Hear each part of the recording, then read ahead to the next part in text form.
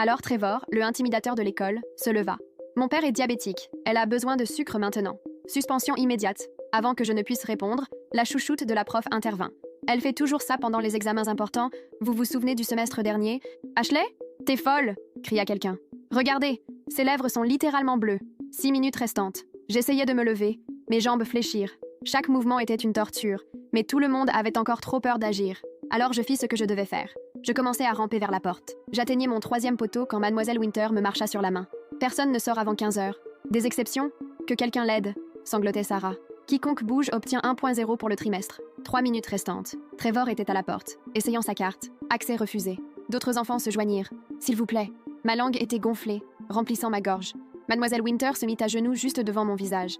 Tu sais ce qui s'est passé l'année dernière quand ta mère a essayé de me faire virer? J'ai appris exactement de quel genre de famille tu viens. 1 minute restante. Mon cœur battait si fort que je pensais que mes côtes allaient se briser. Elle se pencha si près que je pouvais voir les poils de son nez. Pathétique. Toute ta famille. Pathétique. Manipulatrice. Menteuse. Ma tête heurta son nez. Je sentis mon cerveau frapper contre son crâne. Son cri en valait la peine. Son sang jaillit partout. Je saisis le cordon pendu à son cou. Tous regardaient pendant que je me traînais vers la porte. Chaque centimètre était une torture. Accès accordé.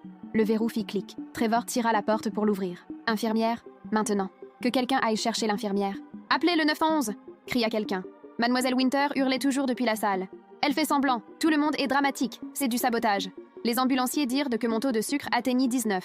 Techniquement, j'ai été cliniquement mort pendant 2 minutes. Mademoiselle Winter fut mise en congé temporaire, mais ce n'était pas suffisant pour moi.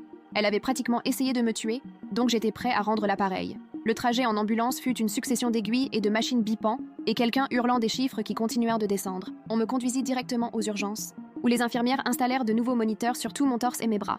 Corby brûlait en entrant, mais pas autant que ma tête, qui souffrait encore de l'endroit où j'avais heurté Mademoiselle Winter.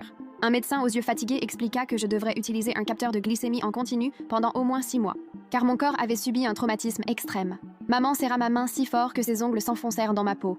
Mon cerveau semblait nager dans la boue, mais la colère brûlant dans ma poitrine était aiguë et claire. Une infirmière commença à photographier le bleu qui s'étendait sur ma main, là où Mademoiselle Winter avait marché.